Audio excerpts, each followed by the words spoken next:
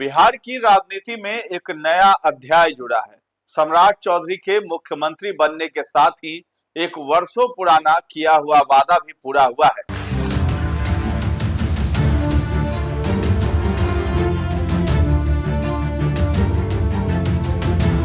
सम्राट चौधरी की ये यात्रा सिर्फ राजनीति की कहानी नहीं है, ये उस भरोसे की कहानी है जो एक पिता ने अपने बेटे पर किया और उस जिद की जिसने एक वादे को वास्तविकता में बदल दिया। पापा, आप मुख्यमंत्री नहीं बन पाए, लेकिन मैं बन कर दिखाऊंगा। पूरा उनको स्नेह और प्यार दिया, तभी तो यहाँ का मुख्यमंत्री बने। सालों पहले कही गई ये बात आज सच साबित हो चुकी है।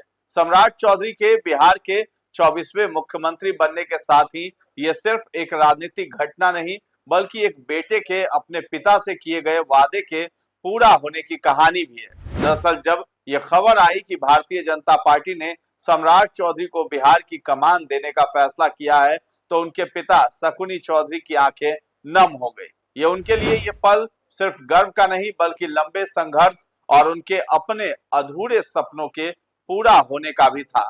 नमस्कार, आप देख रहे हैं न्यूज हाट। मैं हूं आपके साथ रितेश शर्मा। बिहार की राजनीति में करीब 20 साल बाद सत्ता का परिवर्तन हो गया। आज 15 अप्रैल से बिहार की सियासत में सम्राट युग का आगाज हो चुका है। भारतीय जनता पार्टी के वरिष्ठ नेता सम्राट चौधरी अब राज्य की बागडोर संभालने जा रहे हैं।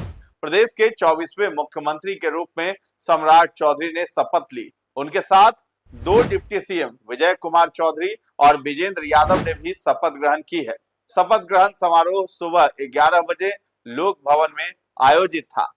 नीतीश कुमार के इस्तीफे के बाद बिहार में नई सरकार का गठन होने जा रहा है। मंगलवार को भाजपा विधायक दल की बैठक में जो है सम्राट चौधरी को सर्वसम्मति नेता चुना गया, जिसके बाद उन्होंने राज्यपाल से सरकार बनाने का दावा पेश किया था। यह बिहार के इतिहास में पहली बार है जब बीजेपी का कोई नेता पूर्ण रूप से बिहार के मुख्यमंत्री की कुर्सी संभालने जा रहा है। इस बदलाव को राज्य में सम्राट युग की शुरुआत के तौर पर देखा जा रहा है। सम्राट चौधरी के नेतृत्व में बनने वाली नई सरकार का शपथ ग्रहण समारोह काफी छोटा रखा गया था। मुख्यमंत्री सम्राट चौधरी के अलावा कैबिनेट में केवल 2 वरिष्ठ नेताओं को जगह दी गई, जो जनता दल यूनाइटेड कोटे से उप मुख्यमंत्री हैं। इनमें विजय कुमार चौधरी और विजेंद्र प्रसाद यादव भी शामिल हैं। लोक भवन में आयोजित होने वाले इस सादे समारोह में राज्यपाल सैयद अता हसनैन सम्राट चौधरी को पद और गोपनीयता की शपथ दिलाई। इसके बाद दोनों डिप्टी सीएम विजय कुमार चौधरी और विजेंद्र प्रसाद यादव को भी शपथ दिलाई गई। इस समारोह में बीजेपी के कई केंद्रीय दिग्गज और एनडीए के नेता भी शामिल रहे हैं। बता दें कि मंत्रिमंडल का पूर्ण विस्तार 4 मई को अन्य राज्यों के चुनावी नतीजों के बाद किया जाएगा। तो भावुक होते हुए पिता शकुनी चौधरी बताते हैं कि सम्राट में बचपन से ही नेतृत्व की क्षमता दिखती थी। वो न केवल अपने साथियों को जोड़ता था, बल्कि विरोधियों को भी अपना बना लेता था। वे कहते हैं कि सम्राट ने हमेशा बड़े लक्ष्य तय किए और उन्हें पाने के लिए लगातार मेहनत भी की है। यही जिद और अनुशासन आज उसे राजनीति के शिखर तक लेकर आया है। शकुनी चौधरी ने साफ साफ कहा है कि उनका बेटा बिहार की जनता की उम्मीदों पर खरा उतरेगा। उन्होंने ये भी दावा किया कि ये बात आने वाले दिनों में साबित भी होगी कि सम्राट चौधरी कितने काबिल हैं।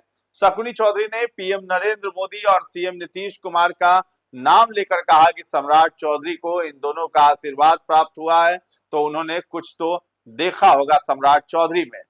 मोदी जी और अधूरे सपनों को पूरा होगा। पहली बार जो है भाजपा ने सम्राट चौधरी के नाम पर मुहर लगाई, तो क्या लगता है कि वाकई विश्वसनीय है सम्राट चौधरी प्रधानमंत्री मोदी के और बाकी अन्य लोगों के? सिर्फ नेतृत्व ये पूछने का चीज है। मतलब जिसको प्राइम मिनिस्टर ने, जिसको मैंने अमित शाह ने, सारे ने पूरा उनको स्नेह और प्यार दिया, तभी तो यहाँ का मुख्यमंत्री बने।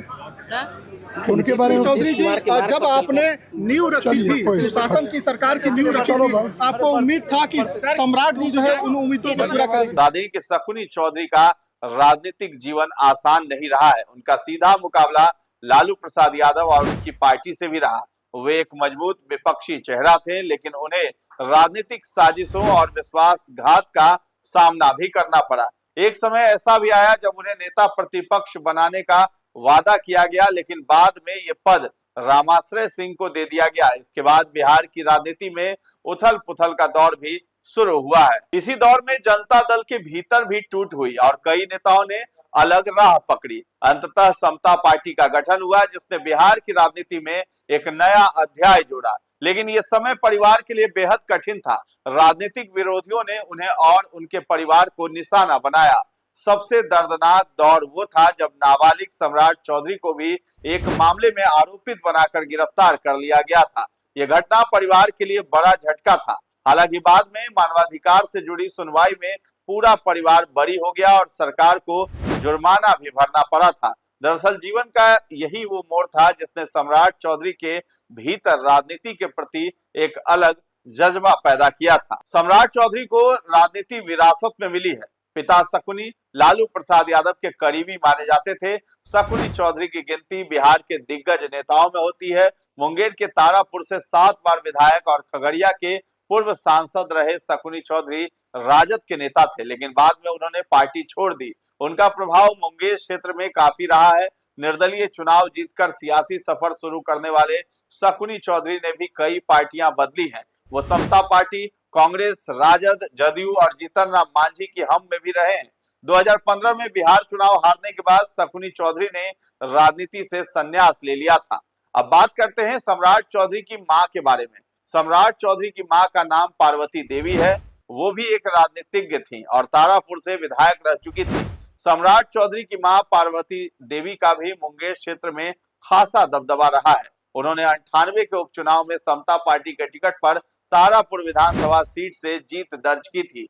सम्राट चौधरी की राजनीतिक यात्रा में उनकी मां पार्वती देवी की भूमिका भी बेहद अहम रही है। उपचुनाव में विधायक बनने के बाद उन्हें मंत्री बनने का अवसर भी मिला था, लेकिन उन्होंने खुद पद लेने के बजाय अपने बेटे को आगे बढ़ाया। उस समय में उनका किया गया यही त्याग आज सम्राट चौधरी की सफलता की बड़ी वजह मानी जा रही है।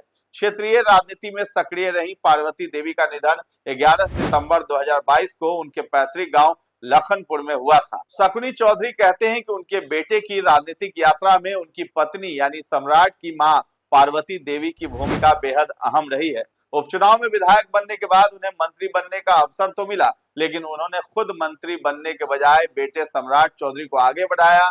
यही त्याग आज फल दे रहा है। इसके बाद सम्राट चौधरी ने कभी पीछे मुड़कर नहीं देखा। उन्होंने अलग अलग दलों में रहते हुए मंत्री पद संभाला और अपनी कार्यशैली से पहचान बनाई। उनकी सबसे बड़ी ताकत रही सबके साथ बेहतर संबंध और अनुशासन। यही कारण है कि उन्होंने कम समय में ही पार्टी और सरकार में मजबूत स्थान बना लिया।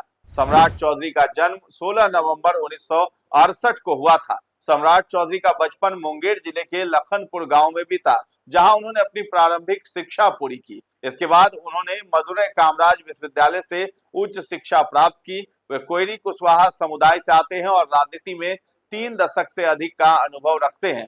पारंपरिक रूप से कृषि प्रधान माने जाने वाले कुशवाहा समुदाय बिहार में यादवों के बाद सबसे बड़ा ओबीसी यानी अन्य पिछड़ा वर्ग समूह माना जाता है। उन्होंने अपने राजनीतिक करियर की शुरुआत वर्ष 1990 में राष्ट्रीय जनता दल से की, जिसका नेतृत्व लालू प्रसाद यादव कर रहे थे। इसके बाद उन्होंने जदयू का दामन थाम लिया और बाद में बीजेपी में शामिल हो गए।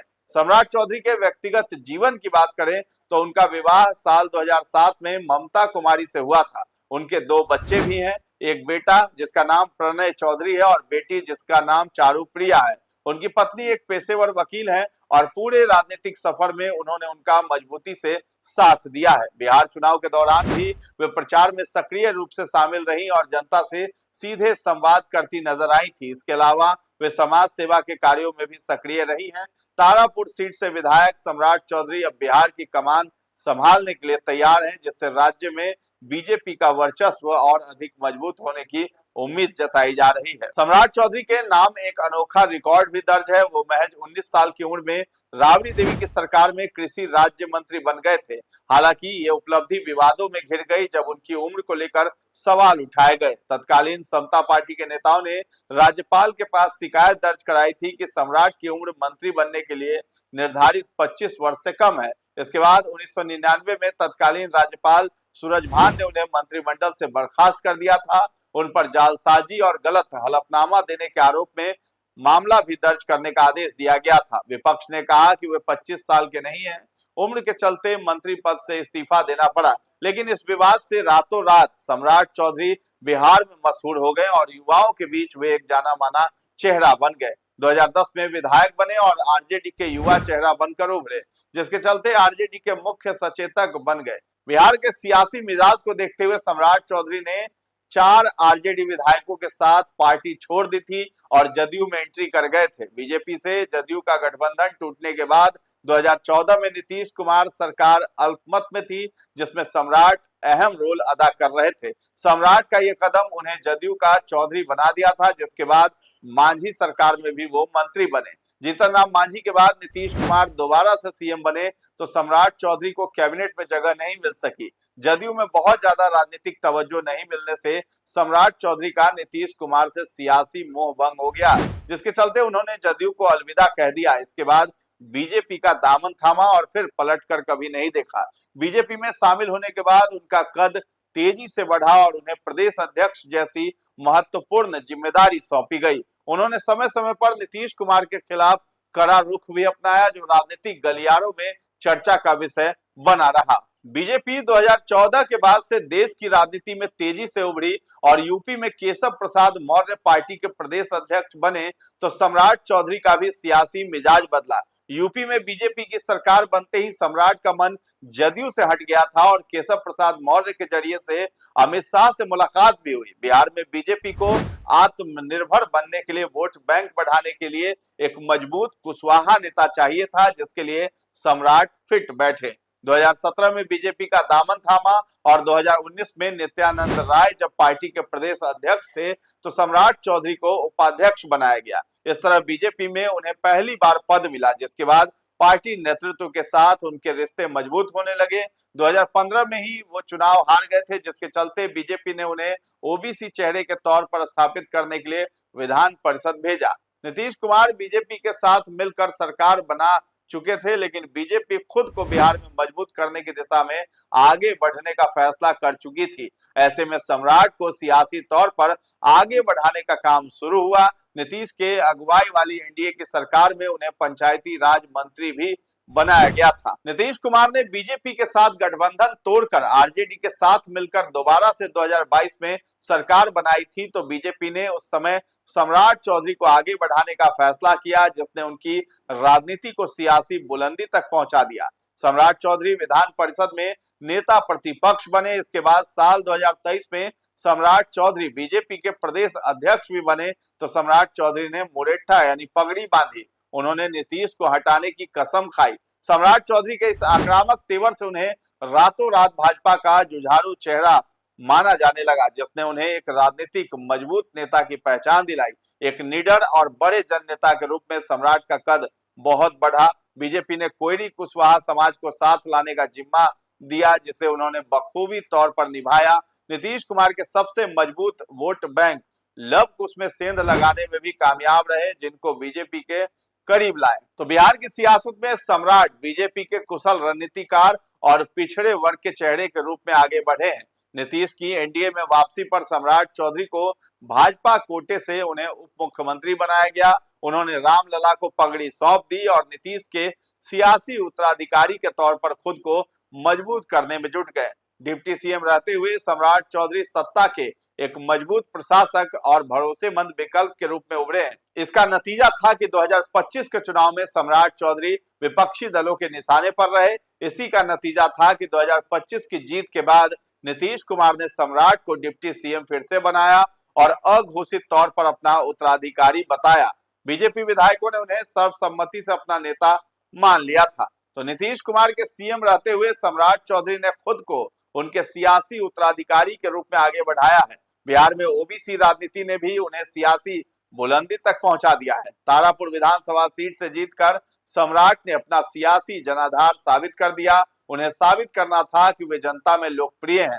वे नेता कार्यकर्ताओं की आवाज बन रहे थे, जिसे उन्होंने 2025 चुनाव में करके दिखाया भी है। तो सम्राट चौधरी प्रदेश अध्यक्ष और डिप्टी सीएम रहते हुए बिहार में बीजेपी के नेता कार्यकर्ताओं की आवाज बनकर उभरे। इससे बिहार के सर्वोच्च नेता बन गए। इसी का नतीजा है कि सीएम के रूप में बीजेपी को अपने नेता चुनने की बारी आई तो सम्राट चौधरी सबसे आगे खड़े नजर आए। पहले भाजपा के सीएम के रूप में सम्राट का कद बढ़ गया क्योंकि बीजेपी ने कई नेताओं को आगे बढ़ाने का काम किया, लेकिन कोई स्थापित नहीं कर सका।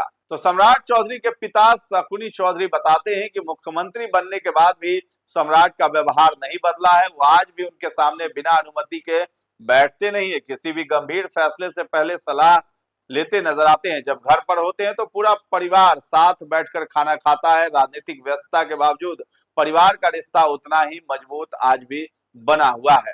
तो पिता शकुनी चौधरी आगे बताते हैं कि आज सम्राट चौधरी राजनीति के शीर्ष पर पहुंच चुके हैं, लेकिन उनकी जड़ें अब भी जमीन से जुड़ी हुई हैं। उनकी ये यात्रा संघर्ष, त्याग और संकल्प की मिसाल है। एक बेटे का अपने पिता से किया गया वादा जो अब पूरे बिहार के सामने एक सच्चाई बनकर खड़ा है। पिता को विश्वास है कि उनका बेटा न केवल उनके सपनों को आगे बढ़ाएगा बल्कि बिहार को भी नई ऊंचाइयों तक ले जाएगा। सम्राट चौधरी ने मुख्यमंत्री बनकर एक बड़ा राजनीतिक मिथक भी तोड़ दिया है। वो बिहार के इतिहास में कर्पूरी ठाकुर के बाद दूसरे ऐसे नेता बन गए जो पहले उप मुख्यमंत्री रहे और बाद में मुख्यमंत्री की कुर्सी तक पहुंचे। इससे पहले सुशील कुमार मोदी, तेजस्वी यादव और विजय कुमार सिन्हा जैसे कई दिग्गज नेता उप मुख्यमंत्री तो रहे, लेकिन वे मुख्यमंत्री के पद तक नहीं पहुंच सके थे। सम्राट चौधरी ने इस उपलब्धि के साथ अपना नाम बिहार के राजनीतिक इतिहास में स्वर्ण अक्षरों में दर्ज करा लिया है। अब मुख्यमंत्री के रूप में उनके सामने राज्य के विकास और कानून व्यवस्था को सुदृढ़ करने की बड़ी जिम्मेदारी होगी। अब देखना यह होगा कि सम्राट के नेतृत्व में बिहार के विकास की गाड़ी कितनी तेजी से दौड़ती है। तो फिलहाल इस खबर में इतना ही है। न्यूज हाट के साथ बने रहें और अभी तक हमारे चैनल को आपने सब्सक्राइब नहीं किया है तो जरूर कर लें। धन्यवाद।